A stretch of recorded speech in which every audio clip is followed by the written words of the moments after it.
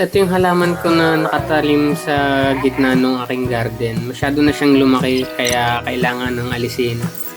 Yung mga ugat niya ay nakalagpas na rin sa kanyang paso at lumubog na sa ilalim ng lupa. Kaya rin naman siya lumaki ng ganitong kalaki.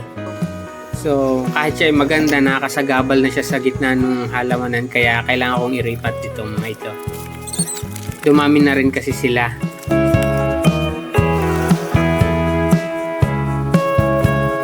Hindi ko maalala ang pangalan nito nung halaman na ito, kaya kung sino man po sa inyo nakakaalam nito, pwede po kayong mag-comment para maalala ko.